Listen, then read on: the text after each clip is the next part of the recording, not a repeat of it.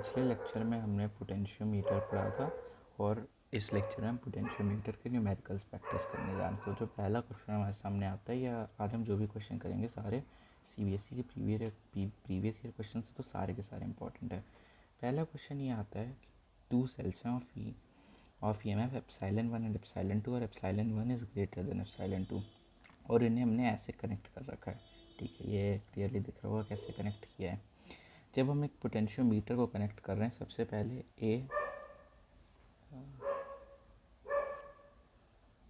Potentiometer को हम पहले ए और बी के बीच में कनेक्ट कर रहे हैं। तो ऑब्वियस सी बात है, जब पोटेंशियोमीटर ए और बी के बीच में कनेक्ट होगा तो ये जो सी वाला सेल है ये सर्किट के अंदर नहीं आएगा। तो जो पहला केस है उसमें हम एप्सिलॉन 2 का कोई यूज़ नहीं करेंगे। तो पहले केस में और बी के बीच में कनेक्ट हुआ, ठीक है। दूसरा केस क्या है, अच्छा हाँ, जब ए और बी में कनेक्टेड था तो बैलेंसिंग लेंथ का क्या मतलब है? बैलेंसिंग लेंथ वही AF1 या फिर L1 है, जो कि वो लेंथ होता है जो कि नल पॉइंट होता है गैल्वेनोमीटर का।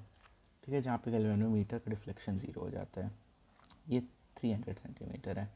On connecting the same potentiometer between A and C, अब हमने ए और सी के बीच में कनेक्ट कर दिया, मतलब इस बार ये सेल और ये दोनों सेल कनेक्टेड हैं। ठीक है, तो जो बैलेंसिंग लेंथ है वो 100 सेंटीमीटर। अब हमें रेशियो निकालना है एप्सिलॉन 1 और एप्सिलॉन 2 का। ओके, चलिए इसे सॉल्व करते हैं। तो हम इसे ऐसे लिख सकते हैं कि सबसे पहले केस वन में क्या हो रहा था? केस वन में हमारा ईएमएफ क्या था? सेल का ईएमएफ था सिर्फ एप्सिलॉन 1 क्यों? क्योंकि पहले केस में सिर्फ ये सेल कनेक्ट हो रहा है ए और बी के बीच वाला। ओके, और इसके अलावा जो हमारा L1, फिर हमारा L1 होगा, L1 कितना था? 300 सेंटीमीटर। ओके, अब देखते हैं केस टू में हमारा ईएमएफ कितना होना चाहिए? केस टू में हमारा जो ईएमएफ आएगा, देखिए क्या है, ये दोनों सेल्स कनेक्ट हो रहे हैं तो ईएमएफ तो इन दोनों को मिला के आएगा, पर ये दोनों के लाइक टर्मिनल्स कनेक्टेड है, माइनस से कनेक्टेड है। ठीक है, तो जिस केस में भी एक सेल का माइनस कनेक्टेड होता है, या फिर जिस सेल में भी दोनों सेल्स का प्लस आपस में कनेक्टेड होता है, मतलब जिस केस में लाइक टर्मिनल्स कनेक्टेड होते हैं उस केस में हम माइनस कर देते हैं ईएमएफ। तो अब ऐसी बात है that EMF will be epsilon 1 minus epsilon 2। अब हमें ये कैसे पता चलेगा कि 1 आएगा पहले कि 2 आएगा? एप्सिलॉन 1 वॉज ग्रेटर, तभी EMF एप्सिलॉन 1 माइनस एप्सिलॉन 2 होगा। ठीक है, और इसका यही रीज़न है कि लाइक टर्मिनल्स को हमने कनेक्ट किया था, और L2 हमें क्वेश्चन में दिया हुआ है 100 सेंटीमीटर। अब ठीक है, हमने जस्ट इससे पहले पीछे पढ़ा था, अगर मैं थोड़ा पीछे अगर आपको करके दिखाऊं तो ये चीज़ हमने पढ़ी थी। हमने कल क्या पढ़ा था? मैंने इसमें थोड़ा करेक्शन किया। एप्सिलॉन 1 हमने कल ये पढ़ा था, epsilon 1 over epsilon 2 equals to L1 upon L2, पर हम दोनों चीज़ लिख सकते हैं, epsilon 1 over epsilon 2 equals to L1 upon L2, और ये वही सेम ही बात हुई, हमने दोनों को रेसिप्रोकल कर दिया, epsilon 2 upon epsilon 1 equals to L2 upon L1, same बात है। तो ठीक है, तो यहाँ पे हम वही कंसेप्ट यूज़ कर रहे हैं। तो हम क्या कर देते हैं, epsilon 2 upon epsilon 1 equals to L2 upon L1। हमने ये क्यों लिया? क्योंकि इस केस में ये क्वेश्चन पे क्वेश्चन डिपेंड करता है। ज़्यादा बेटर ये रहेगा कि एप्सिलॉन 2 ऊपर ले, वरना अगर एप्सिलॉन 1 लेते हैं तो कैलकुलेशन बहुत कॉम्प्लेक्स हो जाएगी। ठीक है, मतलब इस क्वेश्चन में कॉम्प्लेक्स नहीं होगी, आगे कुछ ऐसे क्वेश्चन आ सकते हैं जिसमें कैलकुलेशन कॉम्प्लेक्स हो जाए, तो भी इसे हम नॉर्मली सिंपली सॉल्व करते हैं। ठीक है, एप्सिलॉन 2 हमारा कितना था? एप्सिलॉन 1 माइनस एप्सिलॉन 2, ये है ना सेकंड केस, तो ये तो ये एप्सिलॉन 2 होगा। This was epsilon 1 minus epsilon 2 upon epsilon 1, तो एप्सिलॉन 1 था। L2 हमारा क्या आया था? 100। L1 हमारा क्या आया था? 300। ओके, इसे हम ऐसे लिख सकते हैं, epsilon 1 over epsilon 1 minus epsilon 2 over epsilon 1 is equals to 1 upon 3। ये पूरा 1 हो जाएगा, तो हमारे पास क्या आएगा? Minus epsilon 2 upon epsilon 1 equals to 1 upon 3। ये 1 जब इधर आएगा तो -1 हो जाएगा, that is minus epsilon 2 upon epsilon 1 equals to, ये हमारा हो जाएगा 1 माइनस 3 -2 अपॉन 3 होगा। आप सॉल्व करके देख सकते हैं, माइनस माइनस कट। अब हमें क्या निकालना है? रेशियो निकालना है एप्सिलॉन 1 और एप्सिलॉन 2 का। तो हमारी कोशिश होनी चाहिए कि एप्सिलॉन 1 रेशियो एप्सिलॉन 2 है, तो हम दोनों को रिवर्स कर सकते हैं। मतलब reciprocal epsilon 1 upon epsilon 2 equals to 3/2, तुम्हारा जो रेशियो आएगा that will be 3:2, sorry answer आएगा 3:2, ठीक है, और ये करेक्ट आंसर है। ओके, अब हम अगला क्वेश्चन करते हैं। हमारा अगला क्वेश्चन है, ठीक है, ये नीचे एक फिगर बना हुआ है, ठीक है, एक लॉन्ग यूनिफॉर्म पोटेंशियोमीटर वायर है, ए बी यहाँ पे क्लियरली दिख रहा होगा ए बी क्या है, जिसकी एक कांस्टेंट पोटेंशियल ग्रेडियंट है, एक लेंथ पे एक कांस्टेंट पोटेंशियल ग्रेडियंट जनरेट होगा, जो नल पॉइंट है टू प्राइमरी सेल्स का। ओके, तो यहाँ पे दो प्राइमरी सेल्स हैं, आप देखेंगे एप्सिलॉन 1 एप्सिलॉन 2, दो सेल्स और यहाँ पे भी एप्सिलॉन 1 एप्सिलॉन 2। क्वेश्चन क्या लिखा है, the null points of two primary cells of EMF epsilon 1 and epsilon 2 connected in the manner shown below, मतलब वो इस तरह से कनेक्टेड हैं कि एक बार हमने ऐसे कनेक्ट कर दिया, एक बार सेल्स को ऐसे कनेक्ट कर दिया, तो टोटल दो अलग अलग बैटरीज बन गई हैं, ठीक है, ऐसे हमने कनेक्ट किया है। पहले केस में 120 सेंटीमीटर है, दूसरे केस में 300 सेंटीमीटर है एक से, तो ये बना हुआ है 120 300, ये बहुत अच्छे से सब कुछ डायग्राम बना हुआ है इस क्वेश्चन में, ठीक है। अब हमें फाइंड करना है एप्सिलॉन 1 अपॉन एप्सिलॉन 2 और position of null point for this epsilon 1, मतलब इस एप्सिलॉन 1 के लिए हमें निकालना है नल पॉइंट कितना होगा। अब कोई कहेगा कि दो बैटरीज हैं, एक बैटरी है दूसरी बैटरी है, तो एप्सिलॉन 1 पहली बैटरी का होना चाहिए, तो 120 पर ये गलत है, हमें ये बैटरीज है ना, हमें सेल के लिए निकालना है। तो यहाँ पे भी एप्सिलॉन 1 है, यहाँ पे भी एप्सिलॉन 1 है, तो कैलकुलेशन करके हमारा एक आंसर आएगा। तो इस क्वेश्चन को करते हैं सॉल्व, कैसे करेंगे, ठीक है। तो ये क्वेश्चन कुछ ऐसे होगा, हमारा वही केस 1 हम सबसे पहले लेंगे, ठीक है। केस 1 में जो हमारा ईएमएफ था that will B epsilon 1 minus epsilon 2। Epsilon 1 minus epsilon 2 क्यों, क्योंकि यहाँ पे भी like terminals minus minus connected है, ओके। और इस केस से हमारा L1 कितना था, L1 था 120 सेंटीमीटर, ठीक है। अब हम देखते हैं केस 2 में जो हमारा ईएमएफ आएगा दो आएगा epsilon 1 plus epsilon 2। Epsilon 1 plus epsilon 2 क्यों, क्योंकि इस केस में एक का माइनस एक के प्लस से कनेक्टेड है, यहाँ पे हम ऐड कर देते हैं सीधे सीधा, ठीक है। और यहाँ पे जो L2 था that L2 will be equal to, question में दिया हुआ है 300 सेंटीमीटर। अब क्या है, यहाँ पे हम ऐसे नहीं करेंगे कि सीधे सीधे डिवाइड कर दें L1 upon L2 upon L1 ऐसे करके, हम यहाँ पे ना थोड़ा सा ये यूज़ करेंगे कि हमने पीछे पढ़ा हुआ था प्रिंसिपल ऑफ पोटेंशियोमीटर, क्या था दिखा देता हूँ आपको। हमने ये पढ़ा था हमने ये पढ़ा था कि जो वर्किंग प्रिंसिपल होता है पोटेंशियोमीटर का वो ये कहता है कि V equals to phi L, मतलब जो पोटेंशियल ड्रॉप है that is equals to phi into L. तो हम वही कंसेप्ट यहाँ पे लगाएंगे।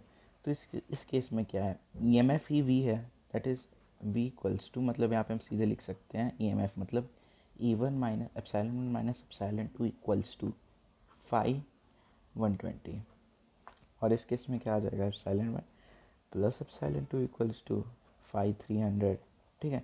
अब ये दो लीनियर इक्वेशन है, मैंने सॉल्व कर सकते हैं आराम से। Minus epsilon 2a plus epsilon 2a cut गया, that will be equal to 2 epsilon 1, ठीक है। 2 एप्सिलॉन 1 इक्वल्स टू 425, ओके 425 है, तो यहाँ से क्या आ जाएगा एप्सिलॉन 1 इक्वल्स टू 210, ठीक है।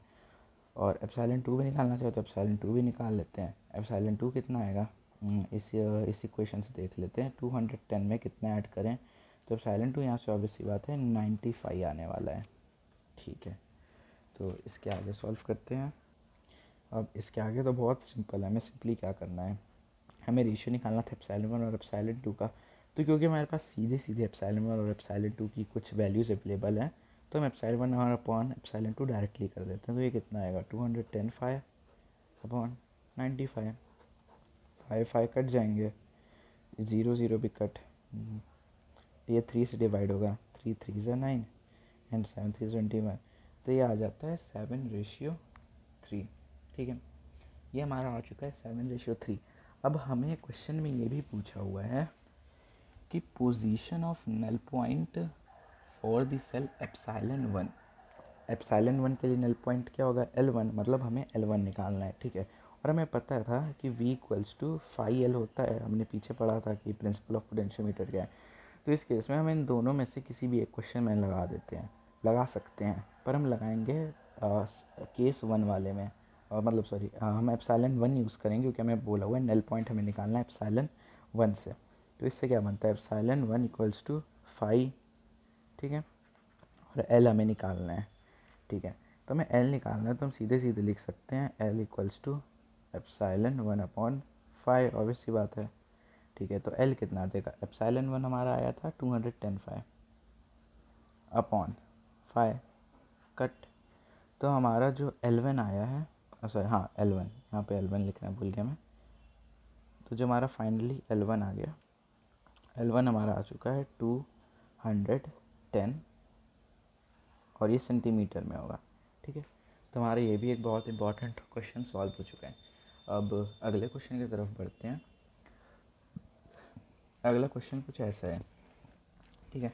A 10 metre long wire of uniform cross section 20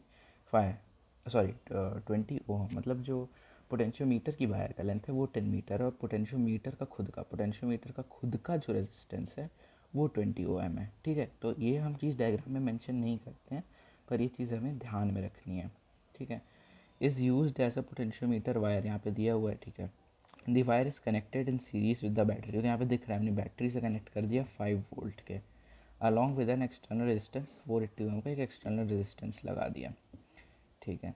अब क्या है, यहाँ पे एक सेल हम कनेक्ट कर रहे हैं जो एप्सिलॉन है, जिसका ईएमएफ, और and it is balanced at 600 centimetre, balanced at 600 centimetre का ये मतलब जो उसका जे है, जे मतलब नल पॉइंट, वो 600 सेंटीमीटर है, ठीक है। ये क्वेश्चन में मार्क्ड है कि जे ए से जे के बीच का डिस्टेंस 600 सेंटीमीटर है। हमें क्या निकालना है, पोटेंशियल ग्रेडियंट निकालना है पोटेंशियोमीटर का, ठीक है। पोटेंशियोमीटर का पोटेंशियल ग्रेडियंट निकलता है, पोटेंशियल ग्रेडियंट, और हमें एप्सिलॉन की वैल्यू निकालनी है जो कि अननोन है, ठीक है। इसे सॉल्व करते हैं। ये सॉल्व कुछ ऐसे होगा, इसमें हमें क्या करना है ना, अगर ये डायग्राम हो सकता है नीचे लगे जैसे कॉम्प्लेक्स लगे, पहले तो हमें सिर्फ और सिर्फ पोटेंशियल ग्रेडियंट पोटेंशियोमीटर का निकालना है ना, हमें पहले पोटेंशियल ग्रेडियंट निकालना है सिर्फ और सिर्फ पोटेंशियोमीटर के वायर का। तो वो ऐसे, ठीक है। अभी हमें पोटेंशियल ग्रेडियंट निकालना है, तो सबसे पहले क्या करते हैं, नीचे वाले से कुछ भूल जाते हैं और सिर्फ इतना सा डायग्राम ड्रॉ कर लेते हैं, ठीक है। This was 5 volt and this was 480 ohm. अब सबसे पहले हम क्या करेंगे, सबसे पहले हम निकालेंगे करंट, निकालेंगे ए से बी के बीच में करंट थ्रू ए बी। क्यों निकाल रहे हैं अभी निकालते निकालते पता चल जाएगा। सबसे पहले हम करंट निकालेंगे, तो करंट क्या होता है, I equals to B upon R. अब आर क्या होगा, मतलब हम आर टोटल लिख देंगे।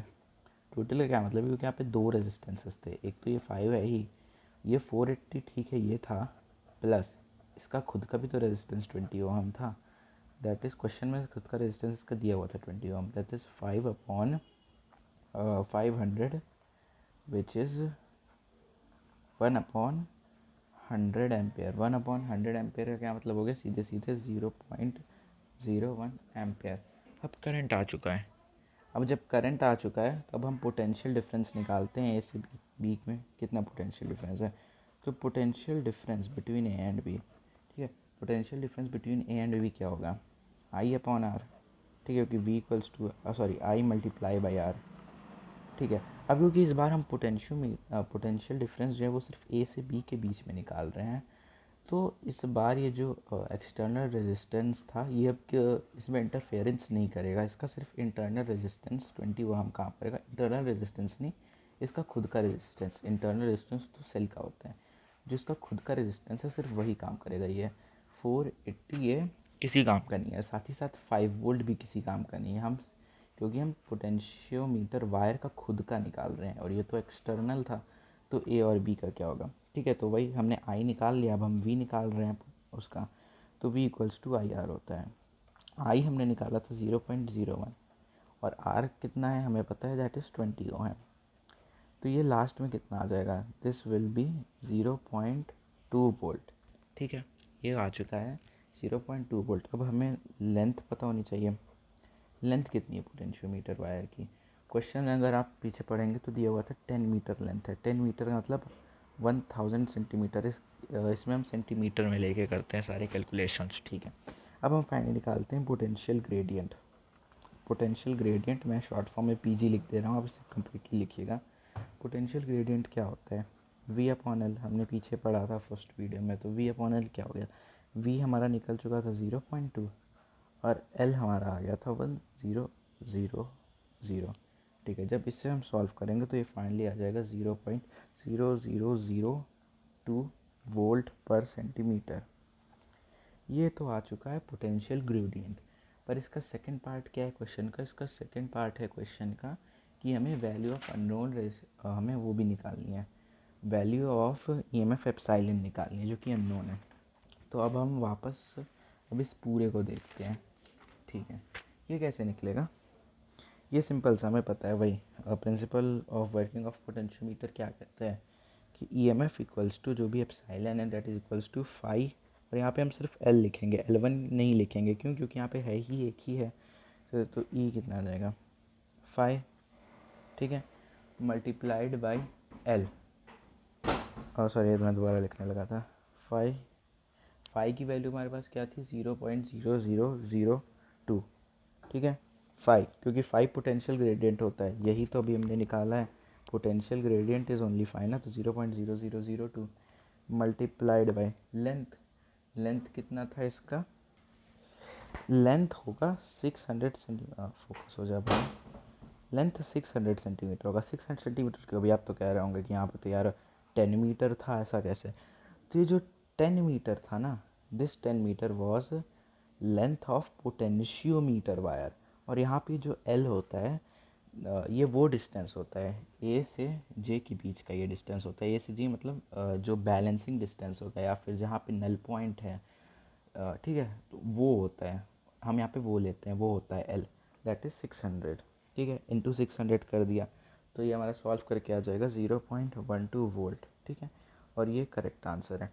तो आज के लिए सिर्फ ये 3 न्यूमेरिकल्स ही करते हैं, और ये 3 numericals one of the most important numericals थे। तो आज की क्लास के लिए इतना ही।